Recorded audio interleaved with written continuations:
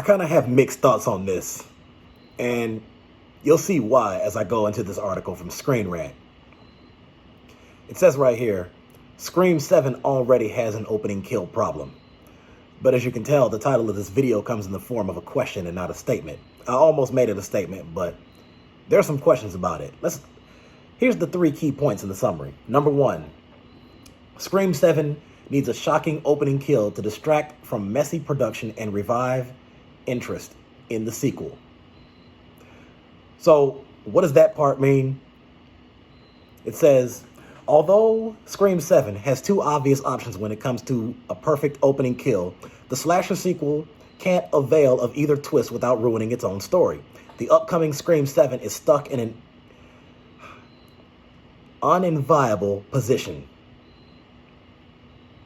The slasher sequel will bring Neve Campbell's iconic Sidney Prescott back to the series.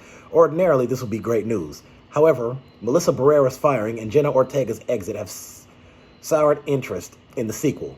Even Scream 7 bringing back Sidney may not be enough to salvage the sequel, despite original Scream screenwriter Kevin Williamson also returning to direct. What makes Barrera and Ortega's absence so problematic is the fact that both Screams 5 and 6 centered their characters, Sam and Tara. Sam and Tara were the new heroines of the Scream franchise, with Sidney only appearing in a supporting role in the 5th film. Neve Campbell's franchise heroine wasn't even present in 6, leaving viewers with the impression that the rebooted trilogy had moved on from the story of the original series star. Now, Scream 7 needs to go back to earlier entries in the Scream franchise to revive supporting characters and existing plot lines for the sequel. So, now here's the deal. I can agree with part of that, because you have to remember, when you look at the opening kills for the other movies, for a number of the movies, the opening kills were characters who were not previously seen.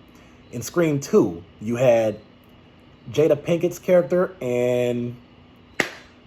why am I blanking on his name? This is not the right time to be blanking on his name right now. Omar Epps. So, their characters were, was it Maureen Evans and Phil Stevens? They were killed. They weren't shown in the first movie. In Scream 3, you had one familiar face get killed off in the opening sequel. That was Cotton Weary. But then there was an unfamiliar face, his girlfriend, Christine. In Scream 4, you had a few of them, actually. There was Brittany Robinson's character, Marnie. And then you had... I cannot believe I'm drawing a blanks on the names right now, but the girls who got killed in the opening scene for Scream 4, they weren't familiar faces either. Now, Scream 5 was a little bit different. Scream 5 was different in the sense that you would think that Jenna Ortega's character got killed there. Turns out she survived it, and she survived that movie, and then she was also a main character in the 6th movie, survived that. Now, who was the opening kill in the 6th movie? Well, you had Jason and Greg, who were basically unofficial ghost faces who targeted Sam and Tara, and then they ended up getting killed by the film's main antagonist, who was Dermot Mulroney's character, Wayne Bailey. Jason and Greg Jason had killed Samara Weaving's character, Laura Crane, who was a university professor.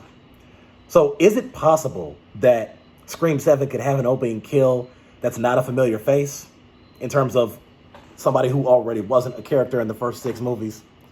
It's entirely possible. We have to remember, it's a horror film. It's a slasher film. Anybody dies. Anybody can die. As I've talked about with the other slasher films, they killed Alice Hardy in the Jason movies. They killed Nancy Thompson in the 3rd Freddy movie. Technically, they didn't kill Laurie Strode in the Halloween movies. She faked her death in one of them, and she was absent for a movie. A couple of movies that she wasn't in was the remakes, but they don't really count. They're remakes. So, I've been pushing for them to actually bring back some of the past characters like Martha or Joel, bring back Kirby again. And is it possible that one of them gets killed in the middle of the movie, but it's not the opening kill? I think that's entirely possible. There's so many different ways they can go about this. You know what the main problem is? They screwed this movie to begin with because they fired Barrera. That was the first domino that fell. is they cut Barrera out. Then Ortega leaves. And then Christopher Landon was set to direct it. Then he quit. And then the movie's production got delayed again, and they won't start filming until December. This is very unorganized. They screwed it up from the beginning. They should have just left her alone, and the movie would have been released by the end of this year, if not the beginning of next year. Now, here's the other key point. Killing off Mark or Gale would signify the sequel's seriousness and highlight Sidney's importance. Now, let's scroll down to that. Scream 7's opening scene can't kill Patrick Dempsey's Mark Kincaid. Sidney's grief over losing her children's father would overshadow the sequel's story. The problem is that both Gale and Mark are too important to kill off in Scream 7's opening scene. Although Mark hasn't been seen on screen since the third movie, dialogue in the fifth movie implies that he's the father of Sidney's children and her long-term love interest. The pair may even be married, and viewers have no reason to think that their relationship is unhappy. Scream 7's opening sequence can't kill off Mark because his death would be too bleak for the slasher series. Sidney has faced many deaths throughout the series, but this one would leave her children without a father. At their core, the Scream movies are fun, even at their darkest.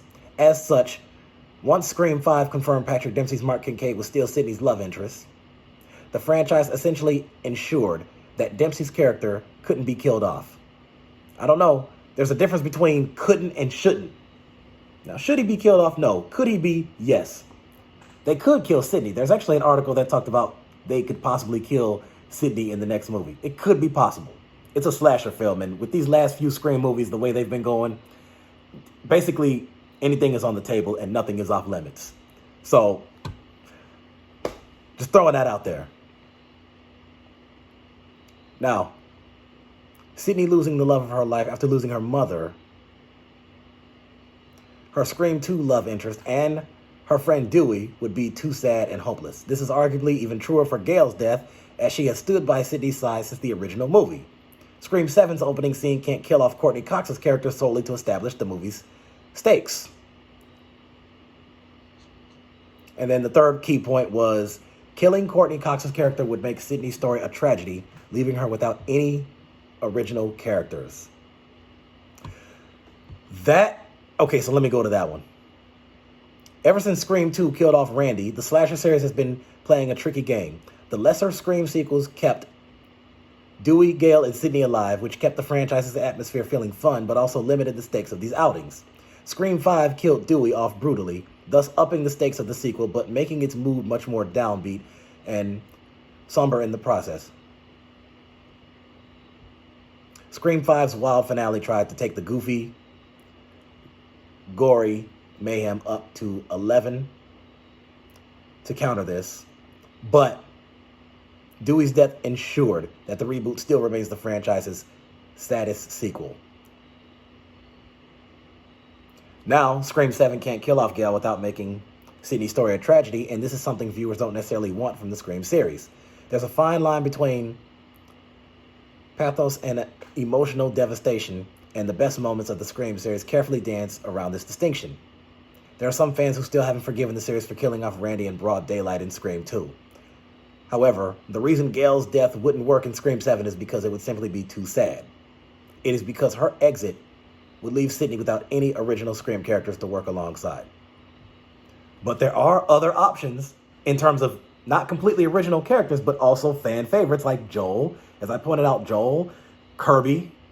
Let me see, was there anybody? Hardly anybody survived from Scream 4. There was only 5 survivors at the end of Scream 4. That was Sidney, Gale, Dewey, Kirby, and Judy Hicks. And then, of course, Judy Hicks died in the 5th movie. So I don't know. That's the big question is this movie really facing a problem with opening kill? I'll tell you, it'd be even crazier if one of her kids got killed in the opening scene. Try not to jinx it. But then again, people, let's not take it too seriously, okay? Let's not get too upset about this, okay? It's just a movie. So these are just ideas right here. Yeah, after looking at that right there, that's a tough one. That's a tough one. I already said what I think Scream 7 should do. They need to contact Barrera and Ortega and say, hey, come back. We're going to continue with what our original story was going to be for this movie. As I keep repeating in almost every Scream video that I do, if you kept all of the characters who survived the last couple films, and you brought back all the other characters who survived the first 4 films, or within the first 4 films, Joel, Kirby, Mark, Mindy, Chad, Danny, if you brought all them back, Sydney, Gale, all of them, my guess, this was my original theory, but now my theory is out the window. At first, I thought, right before Barrera got fired, I said, Scream 7 could possibly make even more money than even the first film. Now, to this day, the first film is still the highest grossing one, $173 million. My guess was that if Scream 7 went the way that they initially planned it and the way we wanted it to go, they probably could have gotten at least 174, 175 million. So obviously, I didn't expect them to landslide the first movie in terms of the box office success, but I at least expected them to barely get them over the edge, like just barely edge it out. So, I mean, I don't know. What are your thoughts? What would you think if Scream 7, just in the opening scene, if they killed Mark Kincaid, if they killed Gale, if they brought Kirby back or they killed her or whoever else? I mean, I don't know. You tell me. What do you think? This is wild. So I'm going to check to see if my other fellow podcasters, YouTubers who are horror film fans, Scream fans, like Pamela, Sister Pam, shout out to her, see if they've covered this.